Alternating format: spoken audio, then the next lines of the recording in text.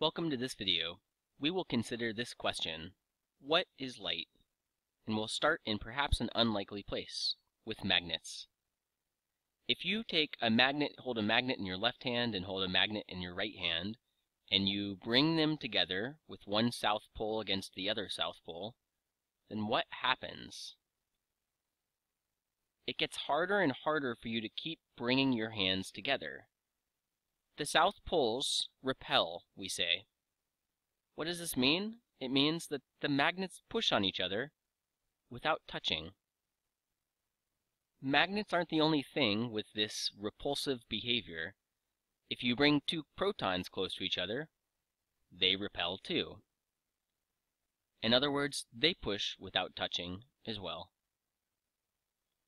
How is this possible? How can these things push without touching? To answer the question, we use something called a field. Magnets, we say, act through a magnetic field. Protons, we say, act through an electric field, and so do electrons. So this raises an obvious question, which is, what's a field? Space, we know, is made up of a lot of different points. There are different points in space, one after the other. So here are a bunch of points in space, and there are points in between these points, but I'm only showing a few points right here. Fields are the same way. At every point in space, there is a value of the field. Consider the electric field. If you look at this page at the screen, there are no electrons nearby, there are no protons. All of the space is empty, and so is the surrounding space beyond the screen. So if there's nothing in this space, then the value of the field, you might guess, is 0 at every point. But let's say we take a proton and we put it in the middle. This proton elevates the value of the field. So let's take away these zeros. At all of the points near the proton, there's a high value of the field. The electric field has a value of maybe 10. The farther out you go, the lower the value of the field, and if you go really far away at the edge of the screen, the value of the field is lower. Now you might think, what do these numbers actually mean? Here's what they mean. If you put a proton right here, where the value of the field is 10, the proton will get pushed really hard because the field is so high. On the other hand, if you put a proton over here in this corner, where the value of the electric field is only 2, then that proton would not get pushed as hard because the field is weaker, the value is smaller. Now, there's one other thing that fields have besides a value. At every point in space, there's an arrow showing a direction. The arrow tells you which way a proton would get pushed. If you put a proton right here, it gets pushed away from this one in the middle. If you were to take a second proton and put it right here, it would get pushed away, and so the field points away from this central proton. If you put a second proton right here, that second proton would get pushed away from this central proton. So the arrows show us which way the forces would point. You might be wondering, why do we call this a field, like an electric field or a magnetic field? The reason is this. A cornfield is a place where you find corn. A wheat field is a region of space where you find wheat.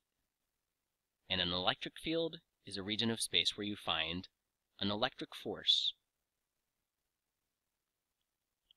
What does this have to do with light?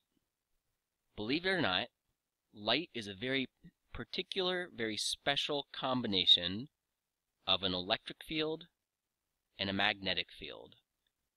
So let's take a closer look at an electromagnetic wave. An electromagnetic wave is a special combination of an electric field and magnetic field. Now, we're going to consider not a box of points, but just a single line of points. At every point, there's a value and direction of the field. Here's what an electromagnetic wave looks like. The electric field is represented by these blue arrows. So the field is kind of going up and then going down and then up and down. It's oscillating through space. The magnetic field would be represented by these red arrows. And you see that the red arrows are at right angles to the blue arrows. So that's it. You've learned what an electromagnetic wave is. Why do we call it a wave? Well, if you outline the tips of these arrows, they make wave shapes. We use the letter E to represent the electric field and the letter B to represent the magnetic field. V represents the direction that the wave is moving in. The wave is moving? What's that mean? Over on the right side of your screen, and even farther to the right, this wave has not yet reached those points. So at these points over here, there is no field. The field is just 0. But this type of arrow shape is traveling forward through space. So after a little time has passed, the dots over here would have similar arrows shown. They wouldn't just be 0. We notice that the two fields are perpendicular to each other, and each field is perpendicular to the direction of propagation.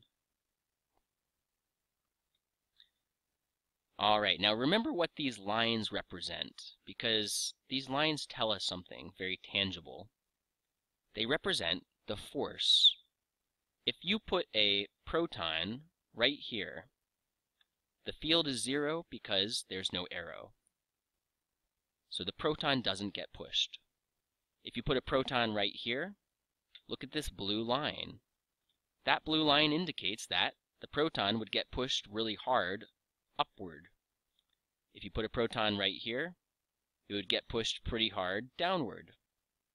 For that reason, we call this field, the electric and magnetic field, we call each of them force fields. They represent the electric forces and the magnetic forces. The longer the arrow, the stronger the force would be on a particle at that point.